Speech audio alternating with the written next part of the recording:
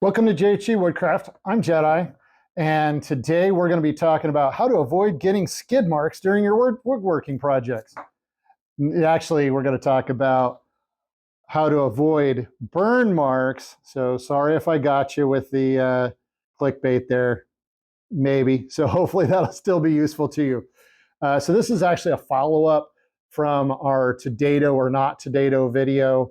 I'm going to go through some do's and don'ts on how to avoid burning your material, where I actually did, and I'll show you what that looks like and give you some tips on how to avoid it in the future.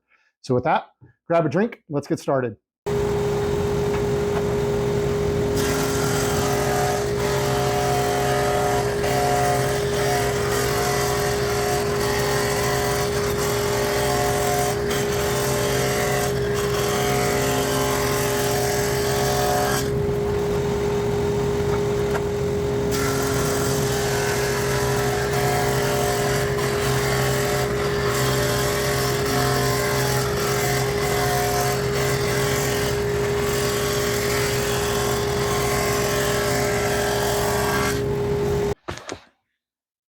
All right, hopefully you've already got your drink because this is going to be a quickie for the rest of this. You just saw me run some material through the dado blade. And one of the things I want to talk about was, and I mentioned earlier, burning. So you'll notice there's a little bit of difference here in these boards. This one, nice and clean. This one, you'll notice, has a little bit of burning here. So there's a few reasons for that can happen, and I'll tell you what happened with mine. So first, some reasons why this can happen. It wasn't my problem this time.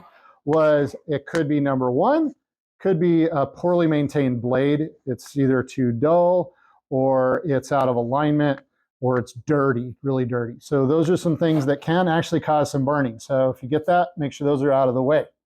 Another thing that can cause it, but can be alleviated through your own practices, is if you have a harder or more knotty wood, which this happens to be versus this one. Now, what I can tell you what happened here is I went too slow. You wouldn't think, oh, hey, if you go too slow, it's going to cause burning, but it absolutely will, because what happens is instead of that blade cutting through and moving on, it's sitting there hitting that same spot over and over, just barely edging the surface, and it starts to heat it up, ultimately burns it. So in this case, I was going too slow. Why did I go too slow? Well, for me, I just simply went too slow. And I should have sped it up a little bit. Cases that might cause you to go too slow is binding, right? So if your blade is a little bit out of whack, I mentioned earlier, it can cause it. Or if your fence is out, or you're not lined up with your fence. Those are all reasons why it can start to bind, and that would cause it to burn. This can happen with blades. It can happen with router bits, and any other kind of thing that goes really fast and cuts. I think those are pretty much it. Maybe, I guess, sanding, maybe. I don't know, not so much. So wanted to give you all the tips. If you've ever burned a piece of wood and are trying to figure out how you avoid that in the future, that's how.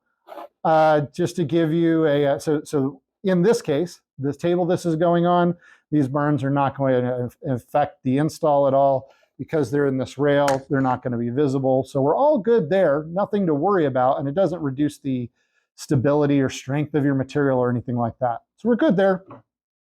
We're ready to move on. But I figured I'd give you these few tips as it came up in the process of the day. So with that, I think I'm actually done for the day. So I'm going to join you, get my drink. You all have a great one.